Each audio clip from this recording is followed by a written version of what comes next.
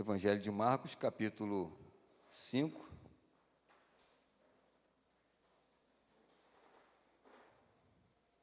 A leitura é um pouco longa, mas é necessária para a conclusão e entendimento da palavra. Marcos, capítulo 5, a partir do 21 e vai até o 43.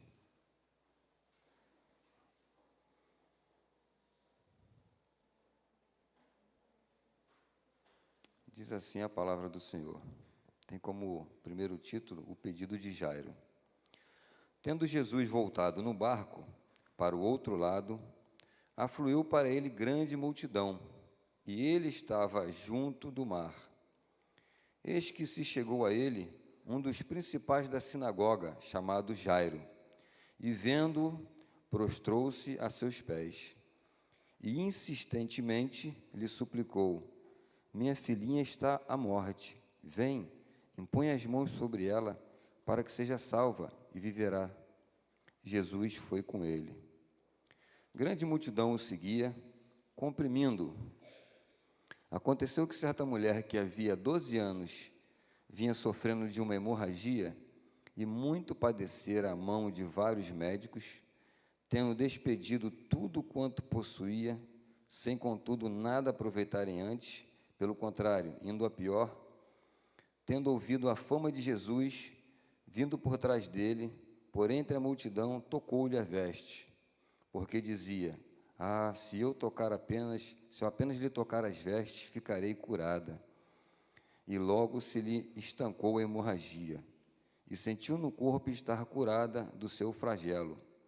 Jesus, reconhecendo imediatamente que dele saíra poder, virando-se no meio da multidão, perguntou: quem me tocou nas vestes? Respondeu-lhe seus discípulos: vês que a multidão te aperta e dizes: quem me tocou? Ele, porém, olhava ao redor para ver quem fizera isto. Então a mulher, atemorizada e tremendo, cônscia do que nela se operava, veio, prostrou-se diante dele e declarou-lhe toda a verdade. E ele lhe disse: filha, a tua fé te salvou. Vai-te em paz e fica livre do teu mal. Falava ele ainda quando chegaram alguns da casa do chefe da sinagoga, a quem disseram: tua filha já morreu, por que ainda incomodas o mestre? Mas Jesus, sem acudir a tais palavras, disse ao chefe da sinagoga: não temas, crê somente. Contudo, não permitiu que alguém o acompanhasse, senão Pedro e os irmãos Tiago e João. Chegando à casa do chefe da sinagoga, viu Jesus o alvoroço, e os que choravam e os que pranteavam muito. Ao entrar, lhe disse: por que estáis em alvoroço e chorais? A criança não está morta, mas dorme. E riam-se dele. Tendo ele, porém, mandado sair a todos, tomou o pai e a mãe da criança e os que vieram com ele e entrou onde ela estava.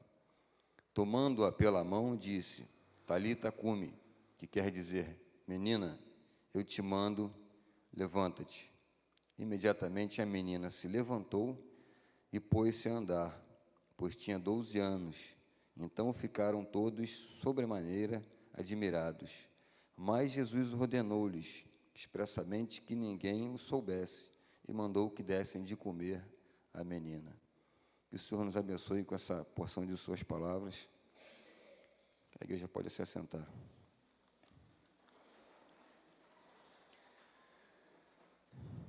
Bom, irmãos, certo de que a gente procura fazer sempre o melhor para o Senhor, né? Enquanto orávamos ali, ansiosos, eu perguntava ao Senhor: Senhor, o que eu vou falar para a tua igreja? O que o Senhor tem para me revelar à igreja? Meu coração desejava muito falar de família, nada mais próprio porque é mês de família. O pastor, no início do mês, vem falando, um apanhado geral da família. Nossa irmã seminarista Jéssica falou de uma mãe, às voltas com sua filha endemoniada. E agora, do que eu falo, Senhor? E orei durante uns dias e nada, o Senhor não falava nada. E conversando com um amigo, ele passava pela mesma situação com certo cuidado com a palavra do Senhor que devemos ter, né? A gente aprendeu desde pequenininho que tudo que a gente for fazer para a obra do Senhor, que venha realmente dele. E como diz a palavra, até a adoração que voltamos a ele vem dele também. Então, esse desejo que temos de adorar. E em oração eu entendi que o Senhor me direcionou para esse texto aqui. Fiquei preocupado, confesso aos irmãos, porque é uma consideração grande, porque o texto não vem claramente falar da vida de Jairo. Ele conta a história de Jairo, mas a igreja entende que o que é mais colocado aqui, o centro desse texto aqui, é o poder que o Senhor Jesus tem sobre a vida e a morte, amém? Jairo foi só usado por ele. A filhinha de Jairo foi usada por Deus para que aquela cura viesse. E fazendo considerações lá atrás, Jesus voltava da província dos Gerasenos, onde ele tinha expulsado, expelido um demônio daquele homem que vivia endemoniado, e uma força tremenda, e quebrava grilhões, arrebentava cadeias, e morava dentro de sepulcros, e vivia se ferir com pedras. Então, em determinado momento, esse homem queria vir com Jesus. Ele não, vai e vai cuidar, volta e cuida da tua família. Jesus se põe no barco, atravessa mais uma vez o mar da Galileia e vem parar aqui em Cafarnaum, onde é entendido como o local que ele escolheu para morar. E grande multidão, creio eu que até por ele escolher aqui para morar, muito conhecido, e a fama dele percorria a toda a localidade. E a multidão já esperava ele do outro lado, na margem. Quando ele desceu aqui, me chega Jairo, um dos principais da sinagoga, ou chefe da sinagoga. Esse cara tinha um pouquinho de conceito na sinagoga, gente. Ele tinha uma moralzinha lá, não era qualquer um, entendeu? Ele não era um serviçal da sinagoga, ele era um dos que estavam de frente, né? Nas palavras de hoje, até popularizando, ele era o cara na sinagoga. E se chega diante do Senhor, se prostra ali, né? Se despindo de toda e qualquer autoridade que ele pudesse ter. Ele não teve amargura, zelo, algum tipo de, não, eu vou ficar constrangido porque eu sou o chefe, eu não vou chegar perto de Jesus e não. Pelo contrário, ele deu um exemplo maravilhoso naquilo ali como líder. Como líder, você fica imaginando, vamos botar esse chefe da sinagoga como pastor de nossa igreja.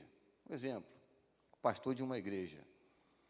E de repente chega perto de um profeta, né, entre aspas, e se prostra e pede ajuda. Eu acho que isso é uma lição muito grande de humildade para toda a igreja. É uma lição tremenda. Ele se prostra e insistentemente, ele pede que o Senhor o acompanhe, que imponha-lhe as mãos sobre a sua filhinha, que está à beira da morte.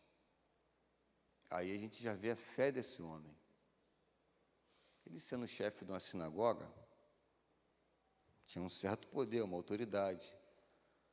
Eu quero conjecturar aqui o seguinte: ele devia ter aí, pelo menos, uma condição de pagar um bom médico, custear um bom médico, como essa própria mulher do texto ali, a mulher enferma, num texto um pouquinho mais à frente, ficou no meio do texto ali.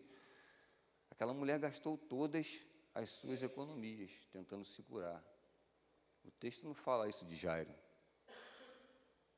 Só diz que assim que o Senhor desceu à margem do rio, desceu do barco, à margem do mar, ele vai e se prostra e pede ajuda ao Senhor. Vem, e a fé dele é o seguinte: Senhor, vai lá ver se o Senhor dá um jeito na minha filha. Não, vamos comigo, eu sei que vou chegar lá, impor as mãos à minha filha, ela será curada e viverá.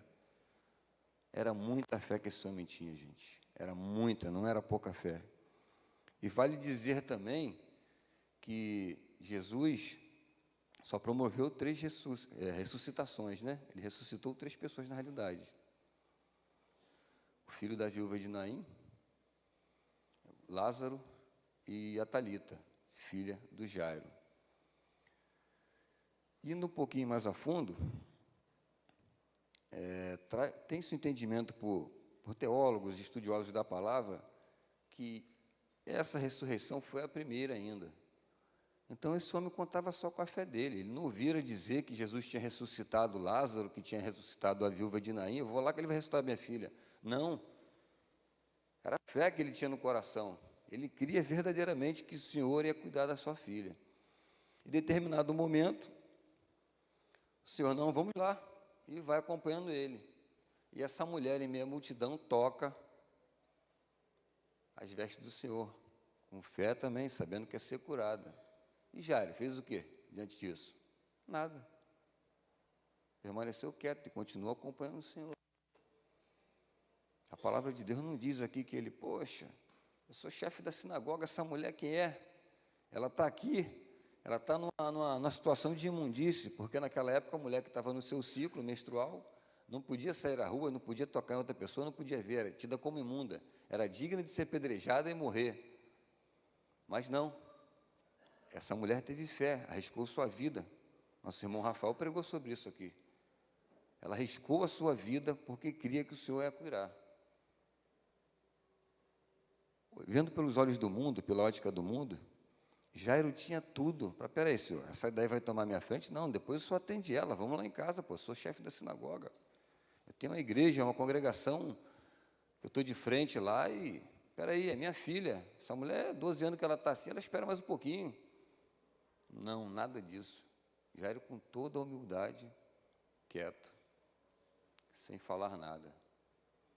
Nesse momento, meus irmãos, eu me lembrei de algumas coisas que nós, principalmente os homens, como pais, sofremos calados.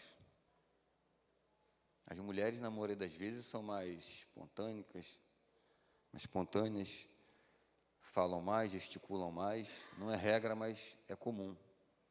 Ei, teu filho como é que está? Ah, meu filho tá, melhorou, mas eu estou preocupada. Agora pergunta para um pai, e aí, como é que teu filho está? Acho que é resfriado, daqui a pouco ele melhora. E eu acho que o homem foi criado justamente para isso aí. Porque quando a mulher está ansiosa com seu filho, com seu lar, às vezes até com outro parente preocupado, o homem tem que passar segurança para ela, gente. Às vezes pode parecer que não, mas essas mulheres às vezes se fazem de duronas aí, né?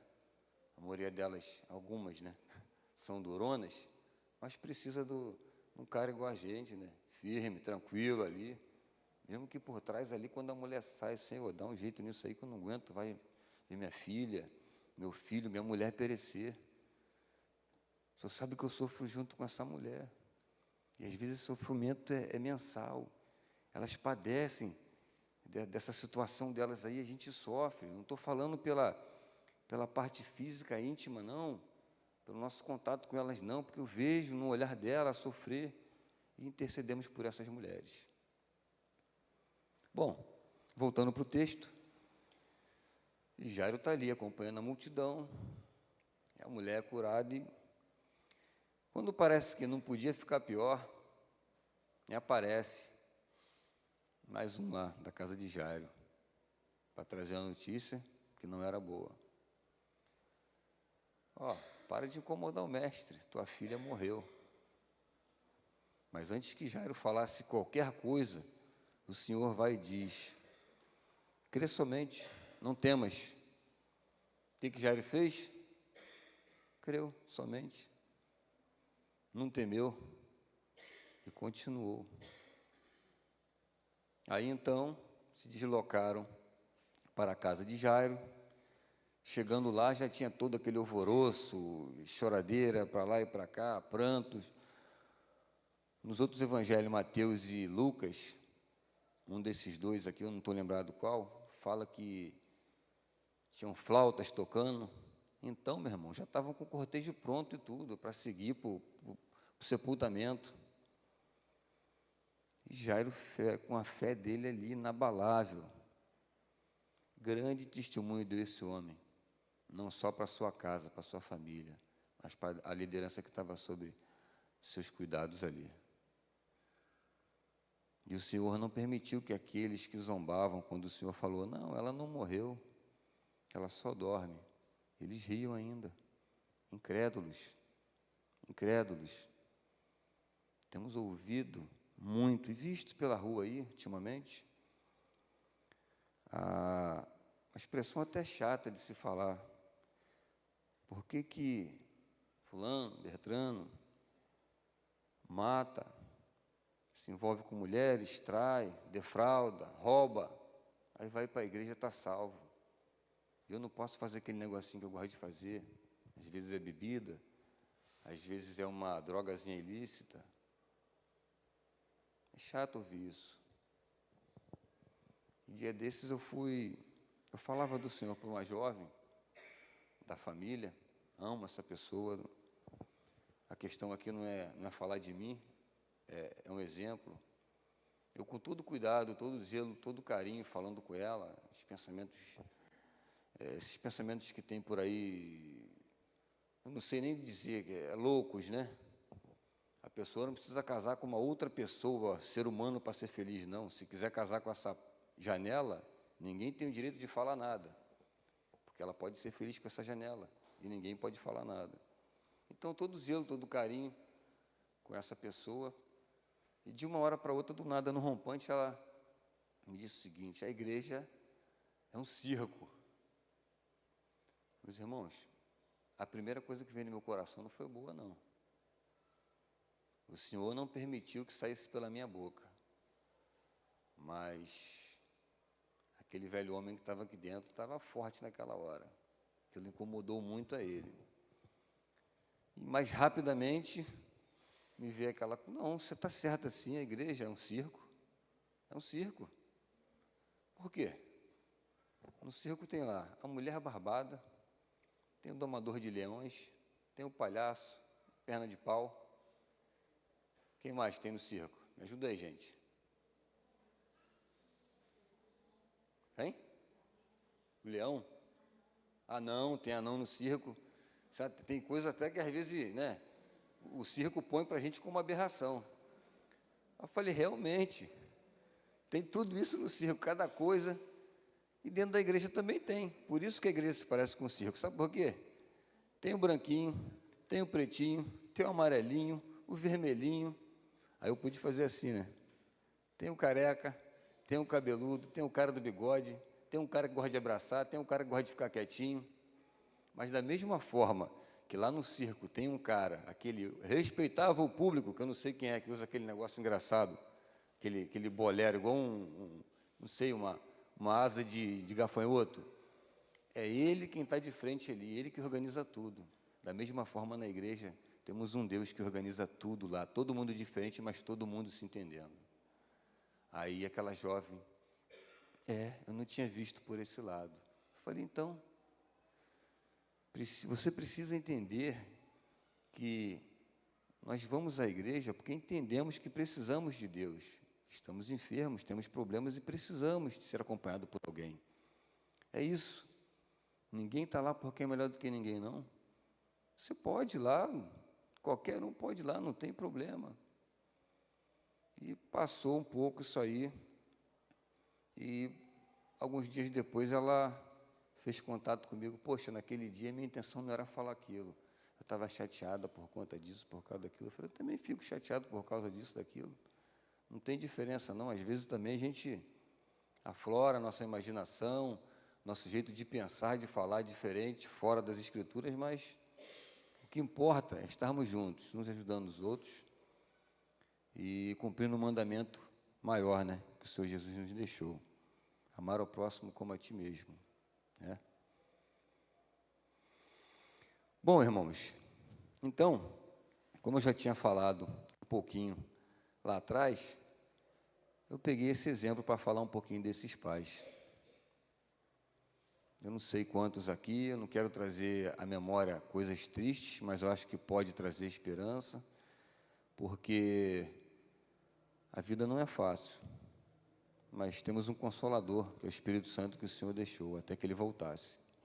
Nele podemos crer, podemos nos apoiar, podemos ser ousados, podemos descansar nesse Espírito Santo. Temos que ter intimidade com Ele. Todo filho deve ter intimidade com o Pai. Então devemos ter intimidade com o Senhor Jesus, com Deus. Isso é bom demais. Em momento algum, o Jairo, pelo menos a Bíblia não relata, que ele desistiu da sua filha. Pelo contrário, aquele homem teve fé o suficiente para dizer: Senhor, vamos até minha casa, impõe as mãos que ela será curada e viverá. Eu não sei, irmãos, o que os irmãos estão passando, cada família, eu sei dos problemas da minha família, e sei que esse Deus pode ressuscitar os sonhos que foram perdidos, que ficaram para trás. Realmente eu não sei do seu problema, eu posso até ter ouvido você falar alguma coisa para mim, mas eu não sei o que você tem passado, eu não sei o que você necessita. A única coisa que eu sei que você necessita, que é igual a mim, é ser dependente desse Deus aqui, ó, o único, verdadeiro e fiel. Em determinado momento de nossas vidas, essa garotinha que está ali, que eu brinco muito com ela, além de ser minha filha, temos muita intimidade. Agora chegou um cara lá agora, mas é filho também, é filho de coração. E é bom falar que é filho, né, Marquinhos? Que filho também a gente pode. Pode. E Júlia devia ter uns 2 meses, quando engasgou. Menos? 5 meses? 5 dias, ó. Estou te falando, são elas que têm mais. O homem não se liga muito nisso. E conversa para lá, conversa para cá, Simone trocando ela. Júlia nasceu com refluxo, né? De repente alguém não lembra que refluxo é quando a criança mama e como se estivesse ruminando, né? Vamos dizer assim, volta. Então tem que ter um cuidado para não engasgar. E eu conversando, acho que estava abrindo um presente, mania de pobre, né? Guardar o papel para usar para outro presente de outro, ali, mexendo ali, ajeitando. A Simone de costa no trocador, trocando Júlia. No que ela se virou para pegar esse papel, eu, como homem, né, estava ali, tinha que guardar o papel, não, fui dar para ela que estava com a criança na mão. Ela pegou o papel que virou, a Júlia já estava vermelha, engasgada. Imagina a criança daquela cor ali ficar vermelha. Meu irmão, que sufoco. Eu sei que se aquilo levou ali 1 minuto no máximo, parecia uma eternidade. A Simone jogava a Júlia para o alto e voltava, e toma ali tapa aqui, e eu, às voltas assim, perdido, sem saber o que fazer, empurra daqui, bate dali, nada de Júlia desengasgar. Até que a Simone teve a sabedoria de botar a boca na boca da Júlia e puxar mesmo para fora aquilo e cuspir várias vezes. Sensação boa foi aquela quando aquela garotinha começou a chorar. Que maravilha, que coisa deliciosa. Nunca mais eu reclamo do choro daquela criança.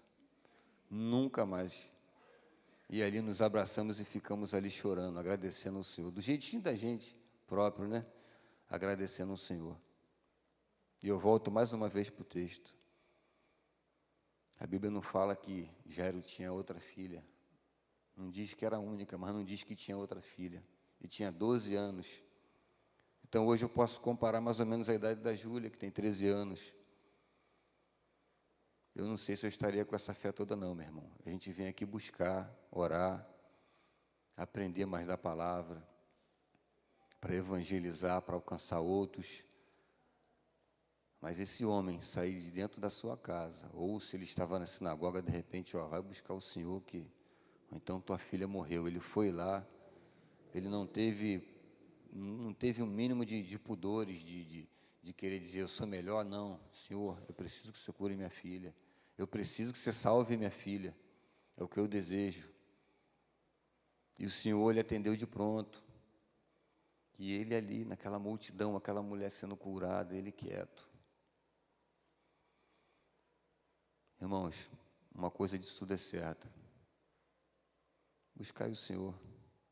Busquem o Senhor incessantemente, de dia, de noite.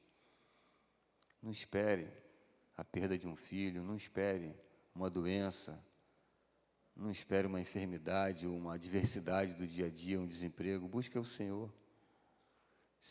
Faça isso se tornar íntimo, que isso seja íntimo na sua casa. Não precisa de palavras. Eu mesmo confesso, eu escuto as pessoas falarem que eu tenho facilidade de falar. Isso não quer dizer que eu estou falando certo, com as palavras certas, que tem entendimento. Da sua forma específica, íntima ali, do seu jeitinho carinhoso que for, busque o Senhor do seu jeito. Não é preciso palavras bonitas, não é preciso data, horário, dia certo, não é preciso um filho nosso estar à beira da morte, não é preciso um ente querido, um amigo estar enfermo. É preciso manter um relacionamento íntimo com o Senhor. Busquem o Senhor. É difícil, a gente trabalha, cansa. Se a gente chegar na cama para sentar, para orar, vai dormir. Acontece isso comigo, não me vergonho de dizer não. Eu andei cansado uma época que eu chegava a deitar para orar. Não dava certo, dormia. Então, às vezes, eu vivo igual um louco. Monto na minha magrela para ir trabalhar, volto, às vezes, dentro do meu capacete ali, conversando com o Senhor. E a primeira coisa que me vem à cabeça, todas as vezes que eu vou orar, um Deus desse, que não tem tamanho, imensurável em tamanho, habitar num ser tão pequenininho como nós, fazer a morada aqui dentro, irmão, a gente não merece nada disso, não. Nada, nada disso. É só pela graça mesmo. E que graça, e que graça. Bom, irmãos, eu queria deixar essa palavra para os homens principalmente. Sede fortes.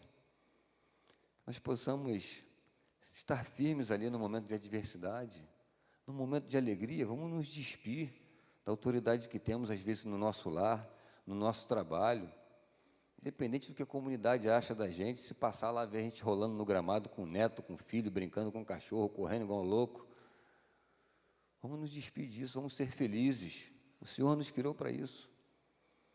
Ele nos criou em mais semelhança dele. Vamos buscar, vamos ser felizes, vamos olhar um para o outro e ver o Senhor no outro. Nada de estar olhando esse cara aí não. Esse camarada não, ele é meio estranho, eu falo com ele, às vezes ele não responde. Você sabe o que ele está passando? Não. Passou por ele, está quieto, não respondeu? Ora por ele. Não que isso quer dizer que ele esteja precisando. Lembra de Jairo, que mesmo em meio a todo aquele tumulto, aquela mulher, a multidão,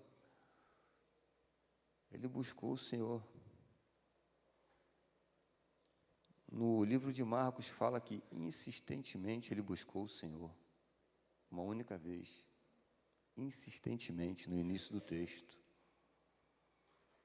E fazendo uma colocação aqui, o Evangelho de Marcos, entre os 3 evangelhos, é o que dá um pouco mais de características, esmiuça mais os acontecidos. Então, vamos buscar o Senhor. Vamos abandonar essa coisa de, ele é meu vizinho. A seminarista Jéssica pregava aqui, aquela mulher nem era tida como inimigo dos judeus naquela época. E o Senhor deu um chega para lá nela, ela insistiu, deu um chega para lá e ela insistiu. Enquanto a Jéssica pregava, eu imaginava, será que se aquela mulher tivesse uma filha naquelas condições, ela buscaria o Senhor? Particularmente, eu acho que não. Então, irmãos, quando um de nós aqui dentro da igreja está doente, todo mundo está doente. Vamos buscar da mesma forma que Jairo, em silêncio, quieto, aguardando insistentemente com o Senhor. Certamente, o que eu falei aqui não foi o que tinha de mais para ser explorado na vida de Jairo. Mas muito me tocou esse texto aqui. E para nós homens, para nós servos de Deus, é um exemplo muito bom, muito forte. E se eu for fazer uma consideração no final desse texto aqui, igual a gente entende que é bom, né? Dar um ou dois exemplos, o que é necessário para isso, para aquilo, dois motivos que levaram ele a fazer assim. Eu diria que os dois motivos de Jairo foram a fé e a fé. Se tivessem três motivos, seriam a fé e a fé. Quatro motivos: fé, fé, fé e fé. Esse homem não tinha mais nada a não ser a fé dele no Senhor, que podia trazer a vida à filha dele. Nada era favorável. Quando tudo parecia que não, chega um abençoado da casa dele para dizer: ó, para de importunar o Senhor, porque já morreu. Com quem diz assim: esse aí não traz a vida a ninguém, não. Não adianta importunar esse aí, que isso não traz a vida, não. Mas glória a Deus, que a gente sabe que traz sim. Mesmo não falando de morte física, falando de morte espiritual. Em algum momento de nossas vidas nós estávamos mortos, nossos delitos e pecados. Pecamos e carecemos da imensa graça do Senhor. Que o Senhor nos abençoe, que o Senhor nos guarde e que possamos, não só nesse mês, mas na nossa estadia aqui na terra, na nossa passagem, possamos estar aprendendo mais desses homens da Bíblia, esses que escreveram, inspirados pelo Espírito Santo, inspirados por Deus, para que possamos ter nossas famílias aos pés do Senhor. Agradeço a oportunidade em nome de Jesus.